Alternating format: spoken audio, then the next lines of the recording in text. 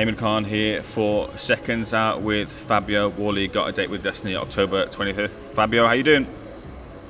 Well, thank you, mate. All good, all going well. How's things? Yeah, not bad, not bad at all. I just watched your Queensbury Promotions social media clip. It was the heel turns. You and Joe were doing the heel turns. I think you probably want that back again. It wasn't the greatest of heel turns for myself.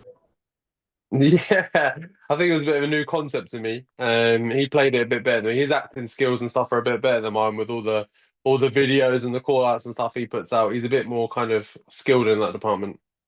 Yeah, I suppose it's the boxing that matters. But just before we get to the fight, I want to get to something that's close to your heart, and that's obviously your team. I was speaking to Alan Babbage actually recently. He was talking about what he's been going through, and he said that you'd reached out to him and said, "Look, there's a place on the card if you want it there for you because you're brothers in arms in that sort of sense." Just talking about kind of the place that Babbage is in and how Babbage can return back to what he once was.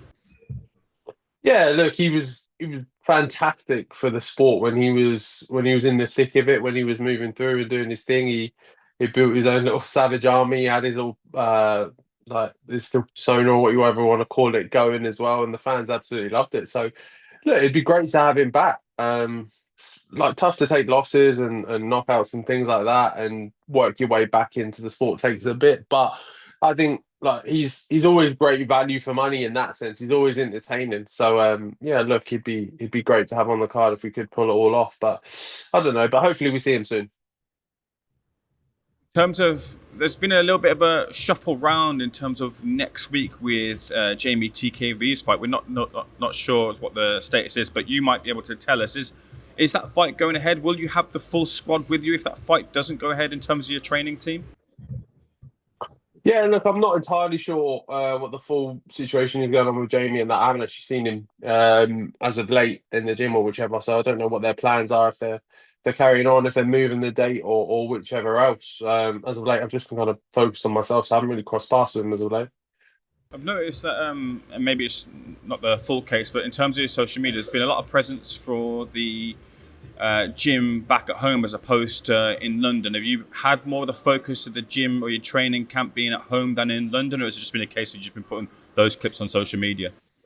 No, it's just that's just social media. It's been look, we've been mixing it up back and forth. I've actually for this camp probably spent more time away from home than I probably have done in other camps. Them ones are just social media and things. Obviously, certain bits you want to record and put out, and other bits you don't. So you try and keep some cards close to the chest in that sense. No, fair enough. I've made mention before for when it comes to your training that I've noticed your physique change throughout the years, and your strength and conditioning is something that you put a lot into, which some boxers sometimes don't always put a lot of stock into. Do you have to change your body physically for a Joe Parker compared to other opponents you faced before? Not for me, no. It's don't get me wrong. There's always a physical change in your body when you're going through camp. Fitter, stronger, faster. Obviously, you're trimming weight and getting rid of some of that excess fat and whichever else. But for me, it's not about tailoring my body to fit the opponent. It's about look, we've gone through enough camps, enough fights now to know kind of where we feel like I'm at my peak, at my best. Everything's kind of firing on all cylinders, and we found that weight, that kind of shape, and that's what we aim for, regardless if it's Parker, Hooney, whoever. What weight is that? What would you say is the peak Fabio Wardley weight for a fight? Somewhere 110 and under, really. 108, 19, 110, somewhere in around there is where I feel nice, comfortable, deadly sharp. Everything's all good, firing. I'm not too light. Punches are still landing with enough heavy impact and whichever else, but I'm also not too big where I'm still light on my feet and bouncing and moving. So, yeah, for me, that's where I feel like I've got the right balance of everything. How attuned are you to knowing if something's not where you want it to be in terms of getting that weight right? Yeah, look, I've done enough camps, done enough training. I know my body pretty well now, in terms of whether I need more rest or I need more training or we need to do more or we need to do a bit less. I feel like I've done enough or too much or whichever else. But it's a fine balance all the way through camp, of kind of hitting that mark and peaking at the right time and not look, don't get me wrong, big fights, you want to train hard and almost train as much as possible, but there is a good delicate balance in there of knowing, right, you need to kind of hold off a bit, not kind of hit full mark just of yet, keep the engine warm, keep things revving, but you don't want to hit full steam just yet.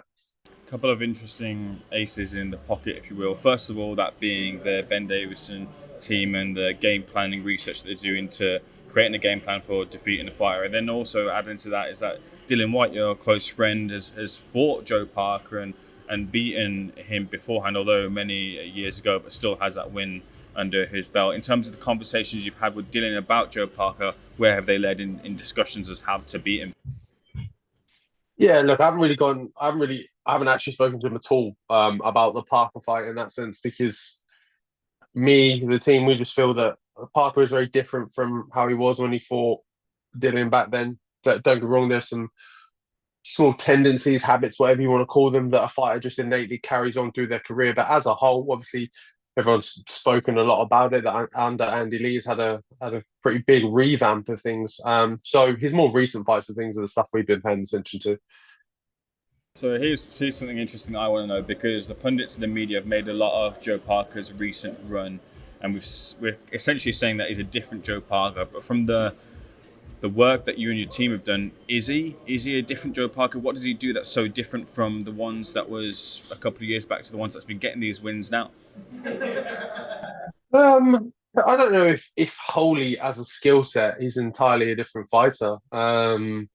Mentality and things like that play a big part, and just kind of how well he's been getting on with Andy Lee and how well they gel and how much faith he has in the trainer. I know how much value that can add to a fighter. But there are some things we've been picking out and bits like that. There's nothing's really gone under the radar in that sense, but we're just not trying to get carried away with any one direction too much. We know that, look, Joe's been in the game for a long time. He's had a couple of different stages to his career, which he'll pick from different experiences. So it's not just about kind of having a game plan A. It's having an A, B, C, D, and being able to deal with adversity in the moment as well and change things on the fly. Do you feel this is the type of fight where you have to go through the fire to get the victory? Yes and no.